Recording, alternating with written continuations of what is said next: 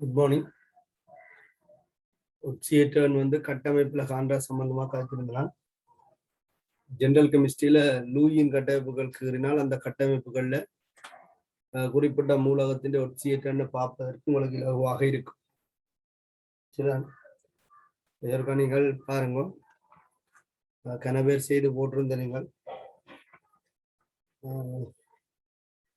இதுல வந்து முதலாவதாக நான் தந்திருக்கிறது SO6 2- சிலதுண்ட வன்கூட்டு கட்டமைப்புகள் உங்களுக்கு தெரியாம இருக்கலாம். ஆனால் அனுபவத்துக்கு உட்பட்டதுகளை நீங்கள் ஞாபகத்துல வச்சிருக்க வேண்டியதுதான். இதுண்ட கட்டமைப்புல வந்து 4 கந்தக அணுக்களும் கந்தக பிணைப்புல இருக்கு. 6 ஒட்சிஜன் 2 கந்தகத்துல சேவண்ணப்பட்டிருக்கு. லூயின் கட்டமைப்பை பார்த்தீங்கன்னு சொன்னால் இதுல ஒரு தனிச்சோடி, இதுல ஒரு தனிச்சோடிகள் இருக்கு. இதுல இருக்கு. எனக்கு இதுல லூயின் கட்டமைப்பு தேவையில்லை. இதுல லூயின் கட்டமைப்பு பார்த்தா உங்களுக்கு விளங்குது. இதுல ஒரு மைனஸ், இதுல ஒரு மைனஸ். சரி, இந்த கட்டமைப்புல தரப்பட்ட இந்த கட்டமைப்புல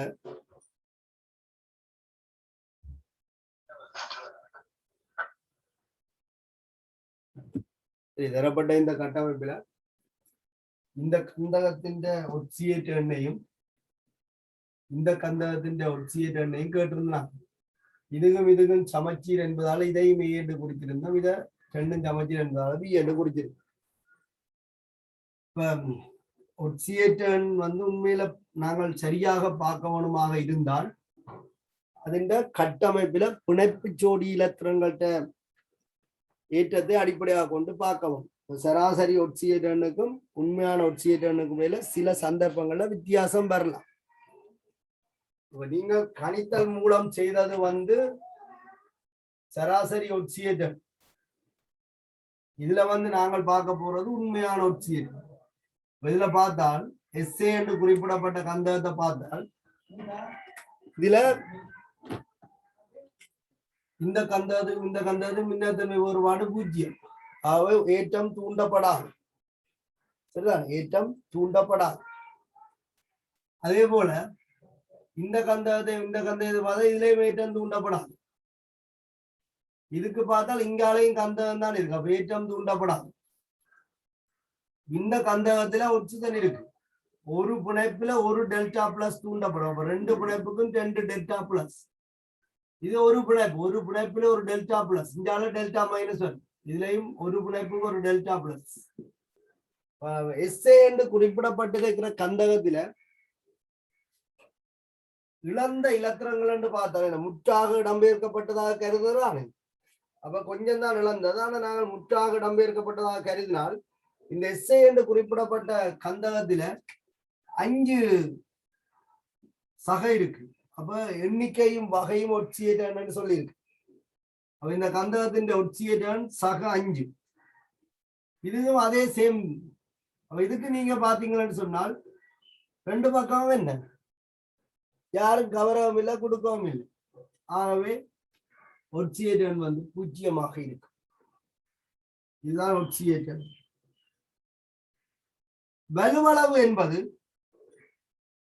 ஏற்கிற அல்லது இழக்கிற இலத்திரங்களுடைய எண்ணிக்கையை குறிக்கும். பங்கீடு செய்கிற இலத்திரன் எண்ணிக்கையை குறிக்கும். இங்க இந்த கந்தகம் தன் 6 இலத்திரங்களையும் பங்கீடு செய்திருக்கு. வலுவளவு எண் பெருமானத்தை மட்டும் கொண்ட 6 போடணும் தவிர சக 6 சய 6 ஏற்றமோ போடக்கூடாது. இதுல இந்த கந்தகம் 2 இலத்திரங்களை பங்கீடு செய்திருக்கு. ஆகவே வலுவளவு 2.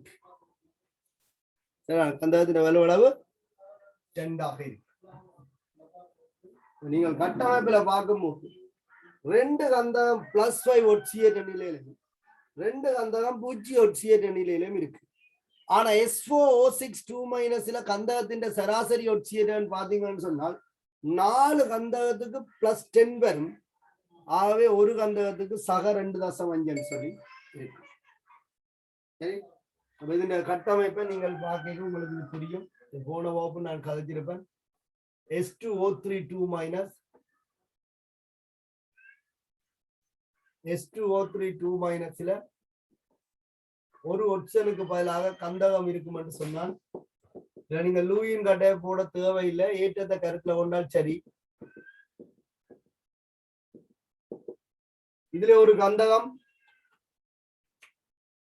இன்னொரு கந்தகத்தோட மட்டுமே இணைக்கப்பட்டிருக்கு. அப்ப மின்னெதிர்த்தன்மை வேறுபாடு 0. இதால அங்க தூண்டப்படாது, இதால இங்க தூண்டப்படாது. இந்த பிணைப்பு சார்பா பார்த்தோம்னா இங்க டெல்டா மைனஸ், இங்க டெல்டா பிளஸ் வரும். இதுல ஒரு டெல்டா பிளஸ், இதுல ஒரு டெல்டா பிளஸ், இதுல பாத்தீங்கன்னா இதுல ஒரு டெல்டா பிளஸ். இந்த கந்தகத்தை சுத்தி ஒட்சியேட்டர் வந்து 4 ஏற்றம் சக எண்ணிக்கை 4. இந்த கந்தகம் சார்பாக பாத்தீங்கன்னு சொன்னால் அதுக்கு ஒட்சியேட்டர் 0. சரிதானே? அப்ப நீங்கள் ஏபி என்று அடையாளப்படுத்தினால் எஸ்ஏ என்ற எஸ்ஏ வந்து +4லையும் எஸ்பி 0லையும் இருக்கு. ஆனா S2O3 சராசரி ஒட்சியேட்டர் பார்க்கும்போது உங்களுக்கு சக 2 என்ற ஒட்சியேட்டர் கிடைக்கும். சாதாரணமாக நாங்கள் ஒரு மூலக்கூட்டு சூத்திரத்தை அடிப்படையாக கொண்டு கணிக்கிற ஒட்சியேட்டர் வந்து சராசரி ஒட்சியேட்டர். இதுல வலுவளவு பார்க்க இதுக்கு 6 வரும். 1 2 3 4 5 6, இதுக்கு 2. S2O3 ஒரு கந்தகத்துக்கு வலுவளவு 6, இன்னொரு கந்தகத்துக்கு வலுவளவு 2.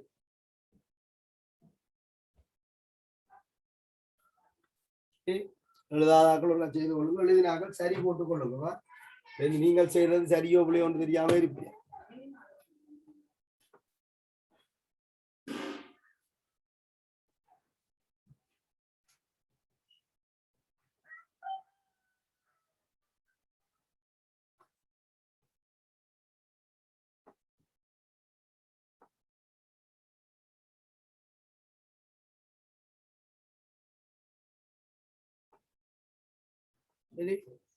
அடுத்த கேள்வியை பாருங்க.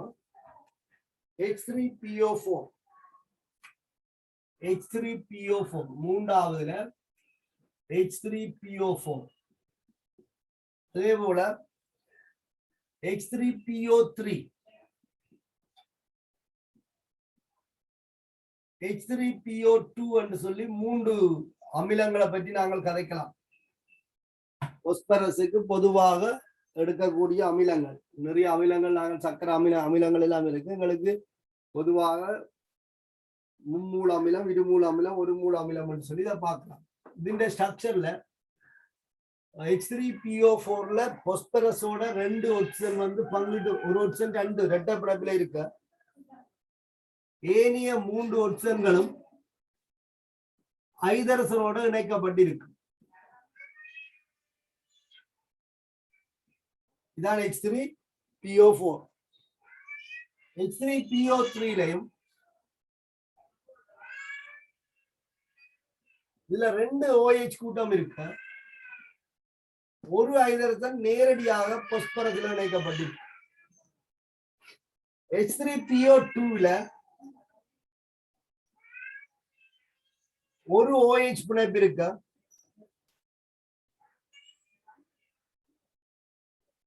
சரி, ஒரு H வந்து நேரடியாக பிணைக்கப்பட்டிருக்கு, 2 H நேரடியாக இணைக்கப்பட்டிருக்கு. கட்டமைப்பை வச்சுக்கொண்டு நீங்கள் ஒட்சியேட்டர் என்ன பார்க்கிறதாக இருந்தால், பொஸ்பரஸ் பின்னத்தன்மை கூடின மூல ஆக்சிஜன். அப்ப இதுல டெல்டா மைனஸ், இதுல டெல்டா பிளஸ் தூண்டப்படும். இதுலயும் ஆக்சிஜன், இதுல பிளஸ் தூண்டப்படும். இப்படி ஒவ்வொரு பிணைப்பு சார்பாகவும் ஒட்சன்ல டெல்டா மைனஸும் பொஸ்பரஸ்ல டெல்டா பிளஸ் தூண்டப்படும். நாங்கள் பொஸ்பரஸ் ஒட்சியேட்டர் பற்றி கதைக்கிறதால ஒரு பொஸ்பரஸை சுத்தி இதுல 5 சக இருக்கு. எண்ணிக்கை வந்து 5, வகை வந்து சக.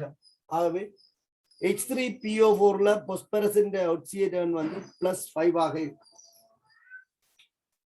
H3PO3ல 4 பிணைப்பு ஒட்சிஜனோட இருக்கு. அப்ப 4 பிணைப்புக்கு 4 டெல்டா பிளஸ்.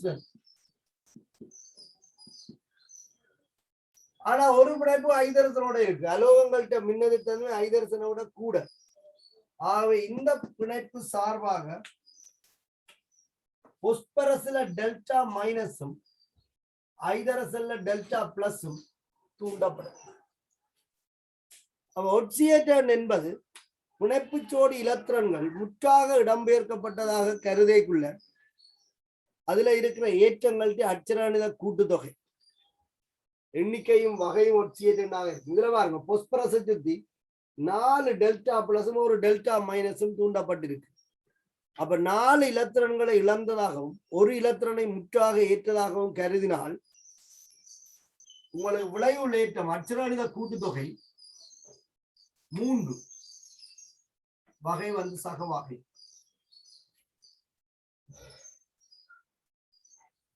சரியா? X3PO2க்கு இதே போல நீங்க செக் பண்ணினால் டெல்டா மைனஸ் இல்ல டெல்டா பிளஸ் இன்னொரு பிணைப்பு இருக்கால அதால ஒரு டெல்டா பிளஸ் இதுல ஒரு டெல்டா பிளஸ் இங்க 2 ஆப்ஷன் இருக்கு. சாரி 2 ஐதர்ஸ். ஐதர்சனோட அலோகத்துக்கு மின்னணுத்தன்மை கூட அப்ப அலோகத்துக்கு டெல்டா மைனஸும் ஐதர்சனுக்கு டெல்டா பிளஸும் தூண்டப்படும். இதுலயும் அதே தான் டெல்டா மைனஸும் டெல்டா பிளஸும் தூண்டப்படும். அவ இந்த பொஸ்பரஸை சுத்தி 2 delta plus 2 delta minus cancel பண்ணப்பட ஒரு டெல்டா பிளஸ் மட்டும் மிச்சமாக இருக்கு. ஆகவே H3PO2ல பொஸ்பரஸின் ஒட்சியேட்டம் 1 வகை சக. சரியா? இந்த 4 மூலக்கூறுகளும் நான்முகி வடிவம் முடியும். H3PO4, H3PO3, H3PO2 நாலுமே நான்முகி ஒழுங்கமைப்பு குறிக்கிறது.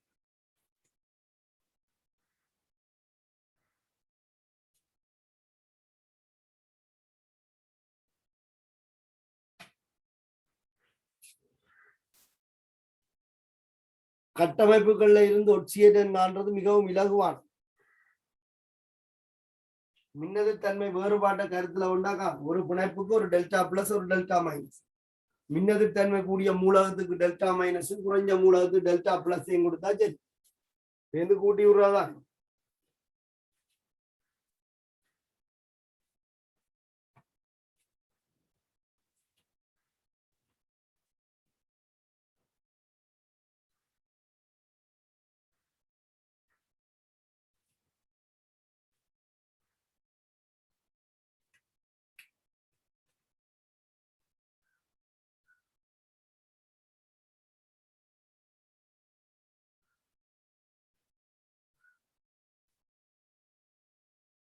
சரி,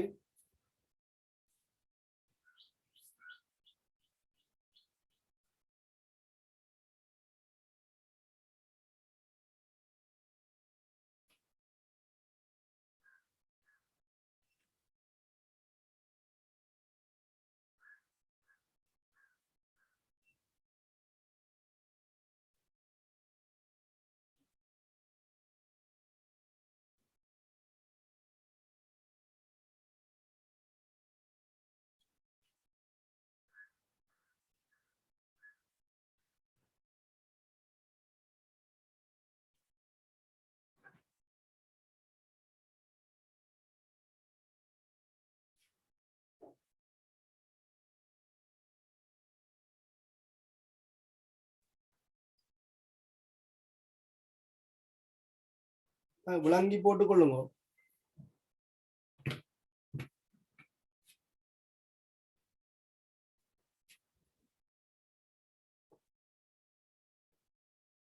இது நீங்க கணித்தல் முறையில செய்தாலும் பிழைக்காது. இந்த ஒரே பொஸ்பரஸ் தான் இருக்கு. அப்ப சராசரி என்று இல்லத்தான் ஒன்றுக்கு மேற்பட்டது வரைக்கும் தான் சில நேரத்தில் எங்களுக்கு பிரச்சனை வரும்.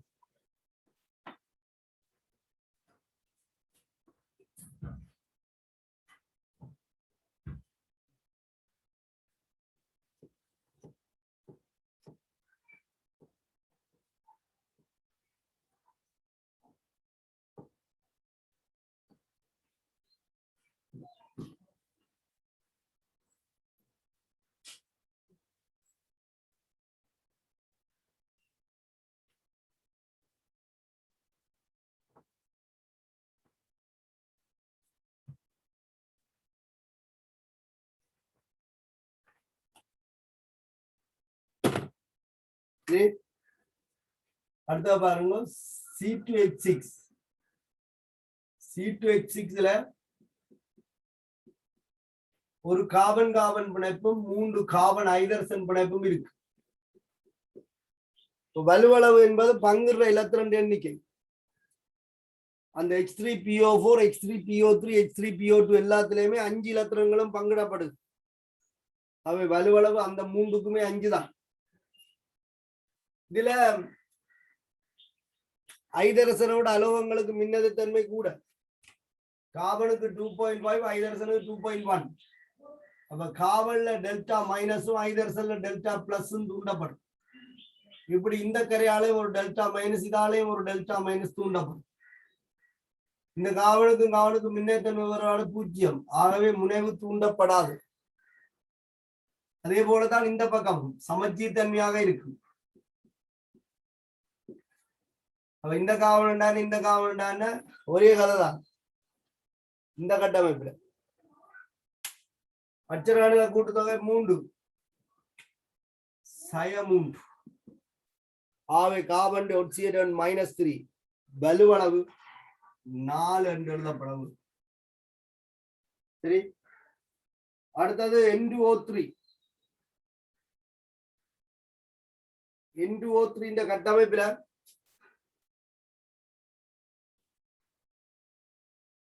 நான் உங்களுக்கு இப்படி தந்திருப்பேன் நினைக்கிறேன்.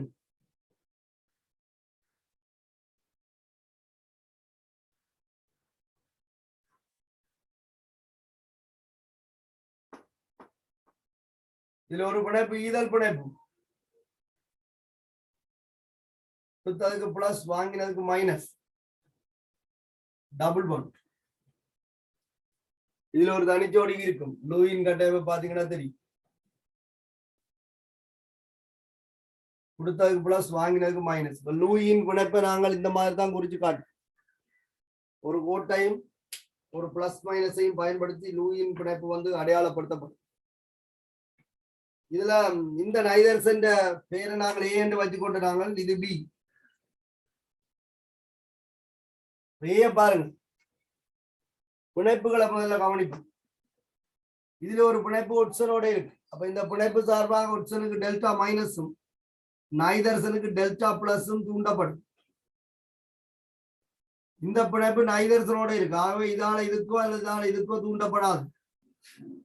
இதுல ஒட்சனோட இருக்கு. 2 பிணைப்பு இருக்கு. அப்ப ஒரு பிணைப்புக்கு ஒரு டெல்டா பிளஸும் இன்னொரு பிணைப்புக்கு இன்னொரு டெல்டா பிளஸும் நைதர்சன். நைதரசனை சுத்தி இருக்கிற நேரேற்றங்கள்ட்ட மொத்த எண்ணிக்கை நேரேற்றத்தின் மொத்த எண்ணிக்கை 3 டெல்டா பிளஸ் ஒரு பிளஸ் இருக்கு. நாங்கள் என்ன சொல்றோம், இங்க டெல்டா பிளஸ் என்ற கதையெல்லாம் கதைக்கிறேன், முற்றாக இடம்பெயர்க்கப்பட்டதாக கருதுறோம். அப்ப டெல்டா பிளஸ் இதை பார்க்கிறேன், இதுவும் பிளஸ் தான், இதுவும் பிளஸ் தான், இதுவும் பிளஸ் தான், இதுவும் பிளஸ் தான்.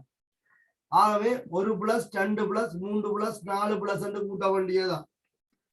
அது பெரிய ஏற்றம், இது சின்ன ஏற்றம் பார்க்கிறேன். அப்ப மொத்த எண்ணிக்கை வந்து 4, வகை வந்து சக. அப்ப ஒட்சியேட்டன் சக 4.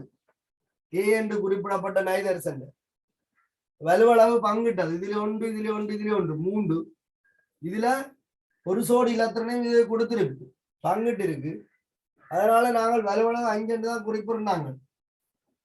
கடைசியா ஏதோ செமினார் நடந்ததுன்னு சொல்லி ஏதோ சொல்லி அப்படி எடுக்கிறதுல இதுல ஒரு இலத்திரனை தான் பங்குடு வலுவளவு 4 என்று சொல்லணும்னு சொல்லி இருந்தவங்க. ஆனா அது தொடர்பான ஒரு சரியான விளக்கம் ஒரு டைம் இல்லை. ஆகவே நான் வளமையை போல வலுவளவு 5 என்று தாரேன், வலுவளவு 5 என்று குறிப்பிடுறேன். இந்த கதையை நாங்கள் ஒரு வடிவா டிஸ்கஸ் பண்ணி போட்டு நீங்கள் எக்ஸாம் எழுத கிடையாது, நான் உங்களுக்கு இதை தெளிவுபடுத்தேன். சரிதான், ஏற்கிற இழக்கிற பங்கீடு செய்கிற இலத்திரன் எண்ணிக்கை வலுவளவு. அப்ப இதுல 2 பங்குடு, இதுல 1 3, இதுல 2 நைதர்சன், அப்ப 5. அப்படித்தான் நாங்கள் முந்தி படிப்பிச்சு கொண்டு திரிஞ்சாங்க. எந்த இடையில ஏதோ ஒரு செமினார் நடந்தான்னு சொல்லி குழப்பி விட்டாங்க. என்ன நடந்தேன்னு ஒருத்தருக்கும் தெரியும். சரிதான், அப்ப 1 2 3 4 இந்த இதுல ஒரு பிளஸ் இருக்கு. அப்ப மொத்தம் 4 பேர். அதுல என்ன டவுட்?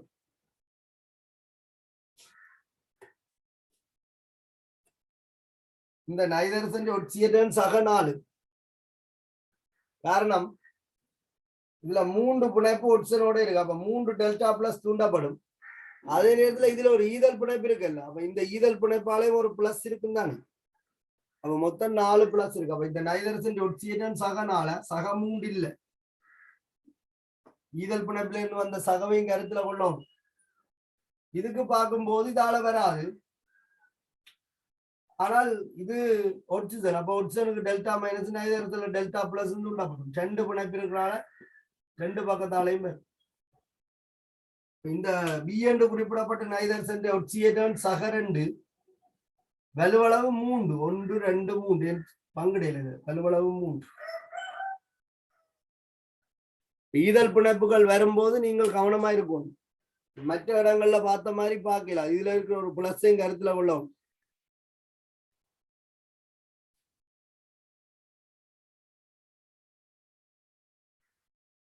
இன்னொரு கட்டமைப்பு தந்து அதுக்கு ஒரு கட்டமைப்பு தந்தனாலும் 2 கட்டமைப்பு தந்து இன்டு O3க்கு வந்தா செக் பண்ணி கொள்ளுங்க. இந்த கட்டமைப்பு ஒரு சீரியல் இப்படித்தான் இருக்கு. அடுத்தது N2O4. N2O4ல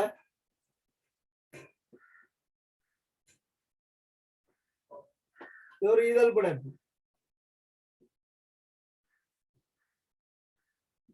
இன்னொரு ஈதல் பிணைப்பு. ஏற்கனவே அதுல 2 பிளஸ் இருக்கு. ஒவ்வொரு நைதரத்துல ஒவ்வொரு ஆப்ஷன் பிளஸ் வீதம் இருக்கு. இனி பிணைப்பாலையும் டெல்டா பிளஸ் டெல்டா மைனஸ் வரப்போகுது. அதைத்தான் நான் கதைக்கிறேன். இங்க நைதரசனோட நைதரசனை இந்த பிணைப்பால ஏற்றம் இல்லை. சரிதான், இந்த பிணைப்பால ஏற்றம் இல்லை. ஆனால் இந்த பிணைப்பில் யார் இருக்கிறது? ஒட்சிசன். அப்ப ஒட்சிசனுக்கு டெல்டா மைனஸும் நைதரசனுக்கு டெல்டா பிளஸும் தூண்டப்படும். இந்த பிணைப்பில் ஒட்சிசன் இருக்கு. அப்ப இதுல டெல்டா மைனஸும் இதுல டெல்டா பிளஸும் தூண்டப்படும். சரியா?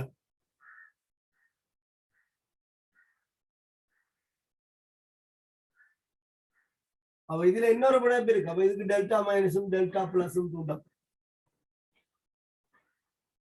அப்ப நைதரசனை சுற்றியுள்ள மொத்த ஏற்றம் தூண்டப்பட்ட ஏற்றம் 3 1 2 3. ஏற்கனவே அங்க ஒரு பிளஸ் இருக்கு. அப்ப 4 வகை சக. இது அப்படியே சேம் அடுத்ததாயும் விலங்குதான் இந்த கதை பிரச்சனை என்னன்னு நான் என்னென்ன சரியாக தெளிவு இல்லை. ஆகவே நான் இதுல 2 எத்தனை பங்குடுது, இதுல 1 இதுல 2. அப்ப மொத்தம் 5 5 சொல்றேன். வலுவளவு 5 சொல்றேன்.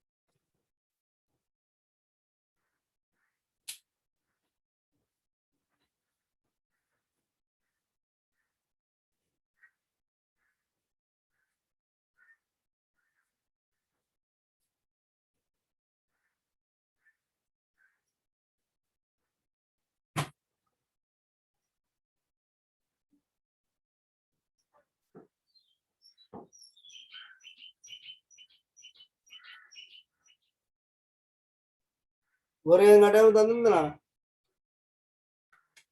H2S2O3 sorry O8.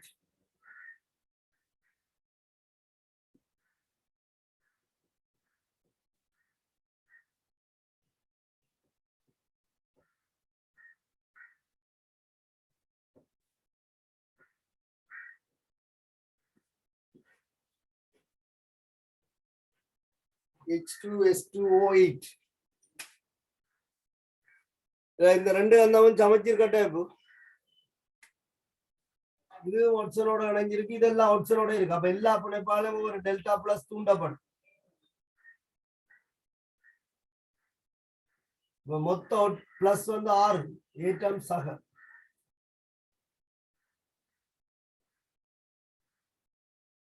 இதே மாதிரி தான் அங்காலையும்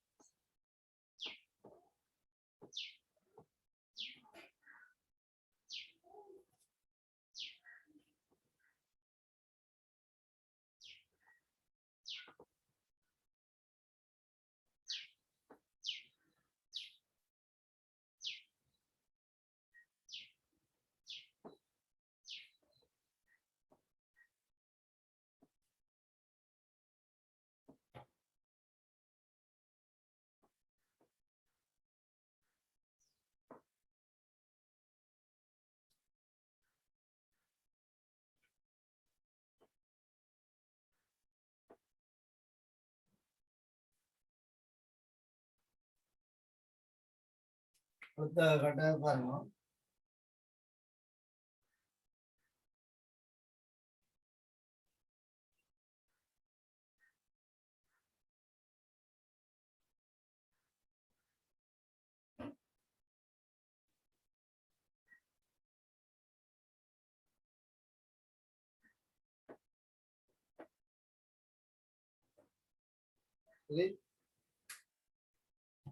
இதுல காபனுக்கு இலக்கம் மட்டும் இருந்தால் 1 2 3 4 5 காபனுக்கு -4ல இருந்து +4 வரைக்கும் ஒட்சியேட்டர்னு எடுக்கும்னு சொல்லியிருக்கு. இதுல முதலாவது காபன் இலக்கம் 1 இடப்பட்ட காபனை பாருங்க. இதனால காபன் காபன் பிணைப்பு இருக்கு. அப்ப இந்த பிணைப்பால இதுக்கு தூண்டப்படாது, இங்கேயும் தூண்டப்படாது. ஆனா இதுல இங்கால இருக்கிறது ஒட்சிஜன். அப்ப ஒட்சிஜனுக்கு டெல்டா மைனஸ் தூண்டப்பட காபனுக்கு டெல்டா பிளஸ் தூண்டப்படும். இதுல ஒட்சிஜனுக்கு டெல்டா மைனஸ் தூண்டப்பட காபனுக்கு டெல்டா பிளஸ் தூண்டப்படும். இங்கேயும் டெல்டா மைனஸ் தூண்டப்பட டெல்டா பிளஸ் தூண்டும். இந்த காபன் சார்பாக அச்சரணித கூட்டுத்தொகை 3. அப்ப C1 என குறிப்பிடப்பட்ட காபனுக்கு ஒட்சியேட்டன் சக 3, வலுவளவு என்னவோ 4 தான். 4 இலத்திரன பங்கு. ஒட்சியேட்டன் 3, வலுவளவு 4. அதே போல C2 இந்த காபனால இந்த காபன்ல தூண்டப்படாது. காபனுக்கு ஐதர்சனுக்குமான விடைப்புல ஐதர்சனுக்கு டெல்டா பிளஸும் காபனுக்கு டெல்டா மைனஸும் தூண்டப்படும். இங்கேயும் அதே கதைதான், டெல்டா பிளஸும் டெல்டா மைனஸும் தூண்டப்படும். அப்ப காபன்ல இருக்கிற ஏற்றம் மைனஸ். இப்ப C2 காபன்ல எண்ணிக்கை 2, வகை சயம். ஆனா பங்கிட்ட இலத்திரன் எண்ணிக்கை 4 தான். அப்ப அதுல மாற்றம் இல்லை. சரி, C3 நீங்க பாத்தீங்கன்னு சொன்னால் இங்கேயும் காபன் இருக்கு. அப்ப இதுல தூண்டப்படல, இங்காலையும் காபன் இருக்கு. அப்ப இதுல தூண்டப்படாது, இங்கேயும் தூண்டப்படாது. ஆனா இந்த ரெண்டும் ஒட்சிஜனோட இருக்கிற உணவு. இதுல டெல்டா மைனஸ், இதுல டெல்டா மைனஸ். இங்க டெல்டா மைனஸ், இதுல ஒரு டெல்டா பிளஸ் தூண்டப்படும். டெல்டா மைனஸ் இங்க ஒரு டெல்டா பிளஸ் தூண்டப்படும். அப்ப C++க்கு கார்பன் ஒட்சியேட்டன் எண்ணிக்கை 2 ஆகவும் வகை பிளஸ் ஆகவும் இருக்கும். C3 கார்பன் ஒட்சியேட்டன் சக 2, வலுவளவு 4 தான். 1 2 3 4. அப்ப வலுவளவு 4. C4ல கார்பன் கார்பனோடைய எல்லா பிணைப்பையும் தோட்டிக்கிட்டு இருக்கு. அப்ப இந்த பிணைப்புக்கும் தூண்டப்படாது, இந்தால தூண்டப்படாது. இதுல இதுக்கு தூண்டப்படாது, இதுக்கு தூண்டப்படாது, இந்தால தூண்டப்படாது. அப்ப C4 ஒட்சியரன் பூஜ்ஜியம். ஒட்சியரன் பூஜ்ஜியம். ஆனா வலுவளவு 4 4 இலத்திரனையும் பங்கெடுத்து C5 இங்கால இல்ல, ஆனா அங்கால இருக்கிற ஐதர்ஸ். இதுல டெல்டா மைனஸ், இதுல டெல்டா பிளஸ். C5 வண்டி இலக்கப்படப்பட்ட காவல்ல சய 1 ஒட்சியரன் சய 1 ஆயிருக்கு. வலுவளவு 4 ஆகும்.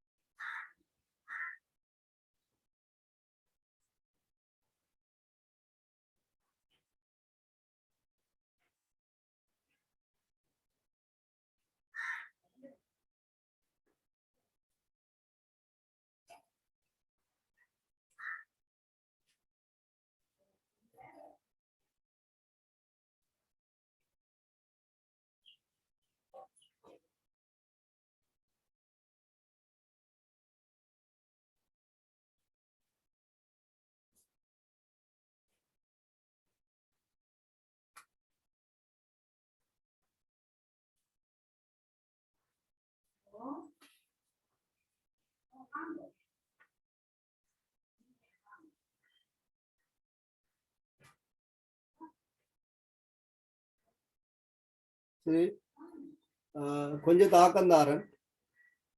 அந்த தாக்கத்துல குறிப்பிட்ட மூலகங்கள்ட்ட ஒட்சியேற்றம் என்னவாக இருக்கும் என்று பாருங்க.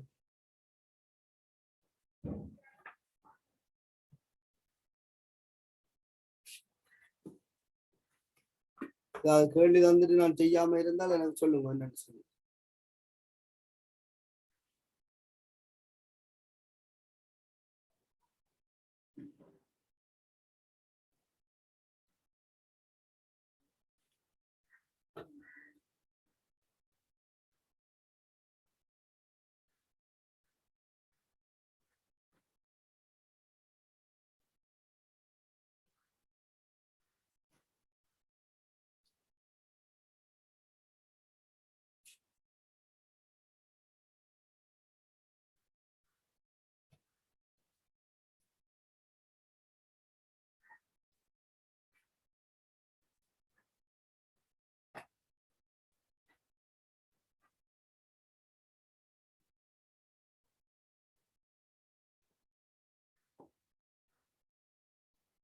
HNO3 உங்களுக்கு என்னன்னு தெரியும் தான். இந்த HNO3 லூயின் கட்டமைப்பு இப்படித்தான் இருக்கு.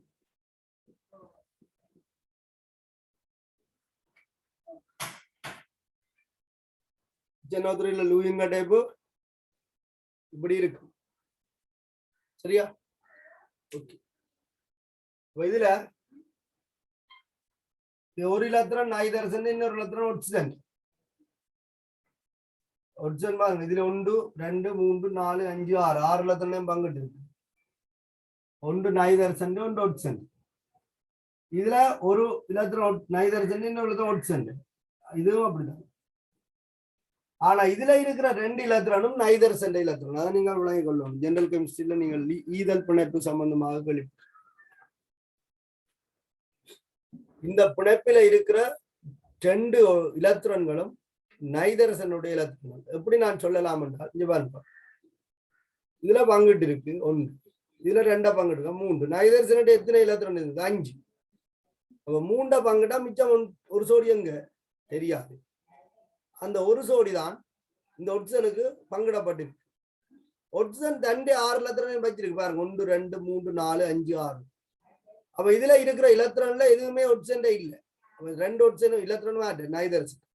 இந்த மாதிரி ஒரு அணு தன் ஒரு ஜோடி இலத்திரங்களை முற்றாக வழங்கி இன்னொரு அணுவோட பிணைப்பை தோற்றுவிக்கிற செயற்பாட்டை தான் ஈதல் பங்கீட்டு வலுப்பிணைப்பு சொல்றோம். அவ ஈதல் பங்கீட்டு வலுப்பிணைப்புல ஒரு ஜோடி இலத்திரங்களும் குறித்த ஒரு அணுவினுடையதாக இருக்கு. ஏனைய பங்கீட்டு வலுப்பிணைப்புக்கு ஈதல் பங்கீட்டு வலுப்பிணைப்பு வித்தியாசம் என்னென்றால், கொடுத்த அணுவிலே ஒரு நேரேற்றம் தூண்டப்பட்டிருக்கும், வாங்கின அணுவிலே ஒரு மறையேற்றம் தூண்டப்பட்டிருக்கும். அதை நீங்கள் வேறொரு சந்தர்ப்பத்தில் விளங்கிக் கொள்ளும். நைதர்சன் தன் ஒரு சோடி இலத்திரனை ஒட்சனுக்கு வழங்கி இந்த பிணைப்பை தோற்றி வச்சிருக்கு. இதுல ஒட்சன் இலத்திரனை கொடுக்க இங்கெல்லாம் பங்கிட்டு வந்தது. இதுல அப்படி இல்லை. இது மட்டுமே தன் ஒரு சோடியம் பங்கிட்டு இருக்கு. அவ கொடுத்தவருக்கு பிளஸும் வாங்கினவருக்கு மைனஸும் நாங்கள் இதுல காட்டிக்கொண்டோம். அப்ப நைதர்சன் பங்கிட்ட இலத்திரன் எண்ணிக்கை என்று கேட்டால் இதுல ஒன்று, இதுல 2 தானே. அதனால மொத்தம் 5. அப்ப வலுவளவு 5 என்று சொல்லு.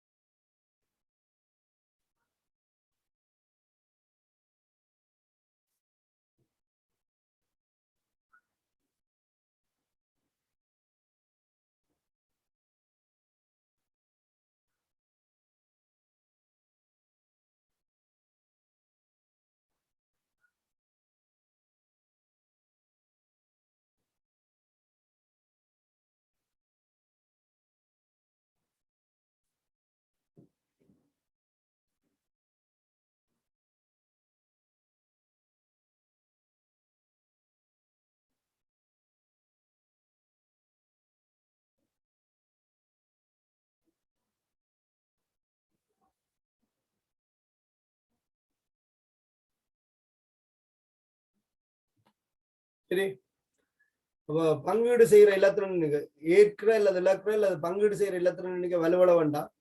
இதுல ஒன்றா பங்கீடு செய்யிருக்கு, இதுல 2 பங்கீடு செய்திருக்கு, இதுல 2ஐயும் வழங்கி பங்கீடு செய்யிருக்கு. அப்ப மொத்தம் 5. அதனாலதான் வலுவளவு 5 நான் சொல்லிக் கொண்டிருக்கேன். அதுல ஏதோ ஒரு சின்ன குளறுபடின்னு ஒரு செமினார்ல கதைச்சது. எனக்கு அதுல சரியான தெளிவு. சரி, அதை நான் உங்களுக்கு பிறகு ஒரு சந்தர்ப்பத்துல சொல்லிக்கொண்டு நீங்கள் இப்ப அது வரைக்கும் வலுவளவு 5 போட்டுக்கொள்ளலாம்னு சொல்றேன். இல்ல 4 பிணைப்பு இருந்தாலும் இதுல ஒரு சோடி இலத்திரனும் நைதர்சன்.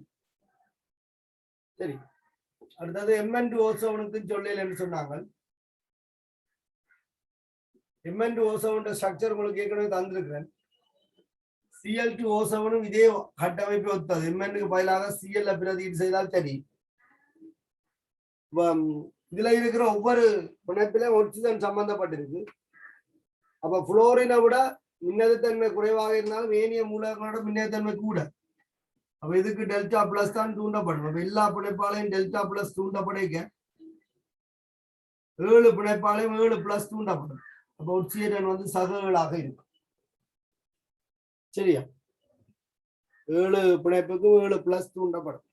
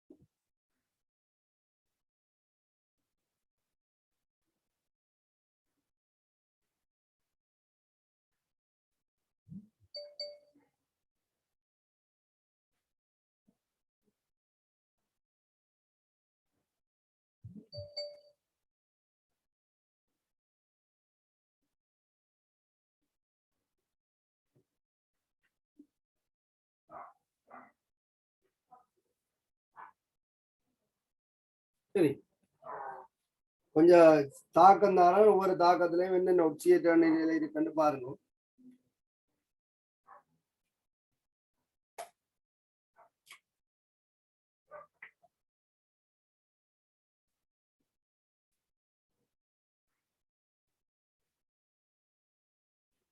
KMnO4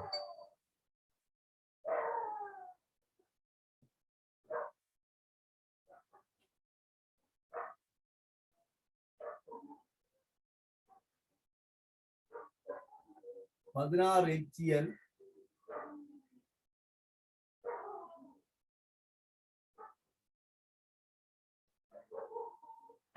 KMnO4 16 HCl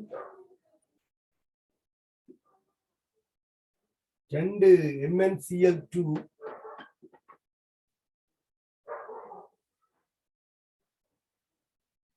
2 KCl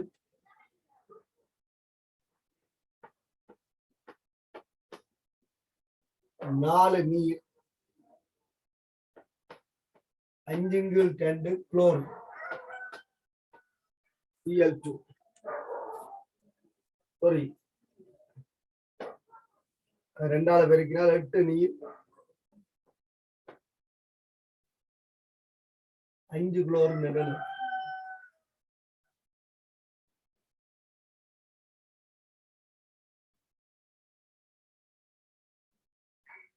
சரி, இந்த தாக்கத்துல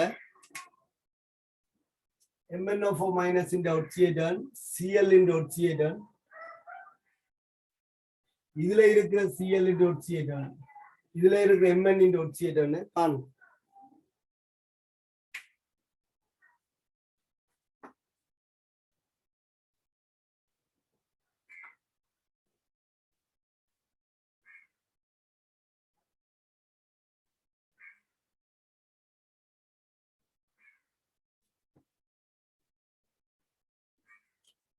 அடுத்தது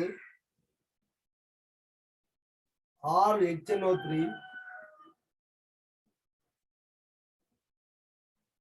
கந்தகம் H2SO4 RNO2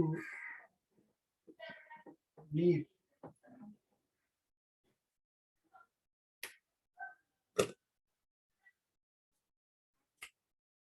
RHNO3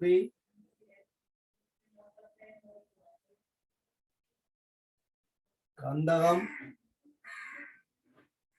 H2SO4 RNO2 H2O.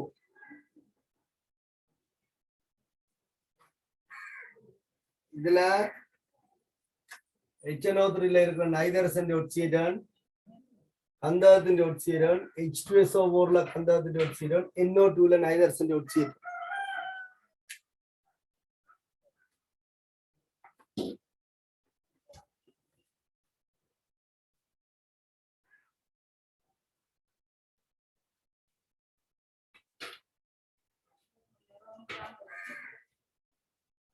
ரெண்டு KMnO4 ல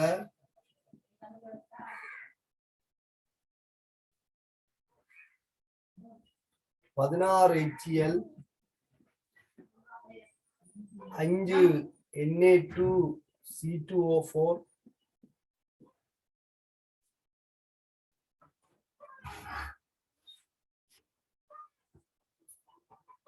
2 MnCl2 சக விளைவில்லையா சக 8 நீர்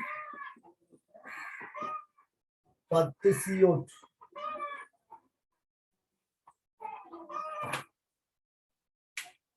இந்த தாக்கத்துல Mn into oxygen, Cl into oxygen, carbon oxygen, இல்ல Mn into oxygen, இல்ல carbon oxygen. இதுல Cl into oxygen போடுங்க.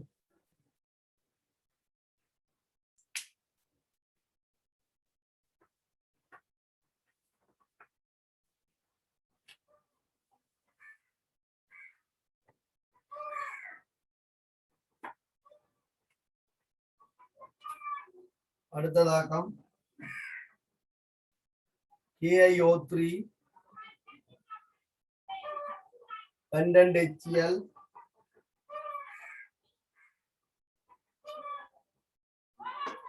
KiO3 6 HCl 6 HCl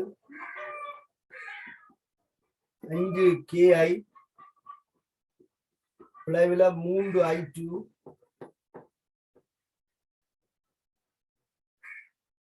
3 I2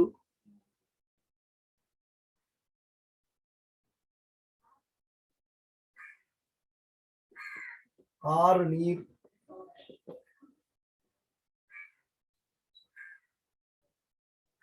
3 நீர் 6 HCl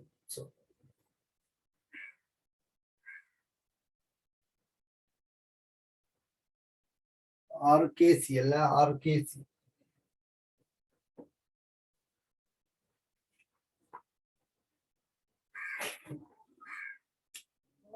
இதுல iodine oxidant இந்த iodine oxidant இந்த iodine oxidant இதுவரைக்கும் நீங்கள் படிச்சதை அடிப்படையாக கொண்டு தரப்பட்ட ஒரு தாக்கத்துல எந்தெந்த மூலகத்துல oxidant என்ன மாதிரி இருக்குன்னு செக் பண்ணி 6ல குறைவு 6ல கூடுதல் கண்டுபிடிக்க தெரிய வேணும். சரி, இதுக்கான ஒரு ஆற்றல் உங்கள்ட்ட இருக்கணும்.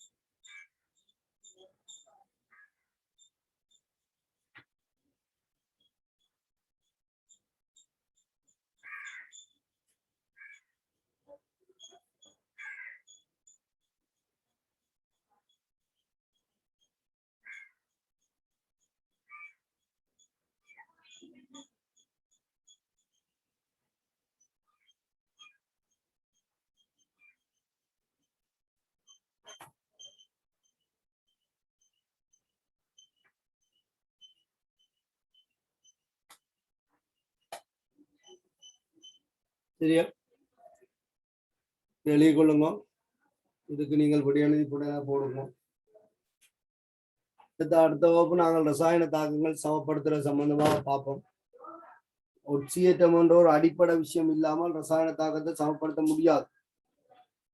ஆகவே இந்த ஒட்சியேட்டன் கிளியரா இருக்கணும்.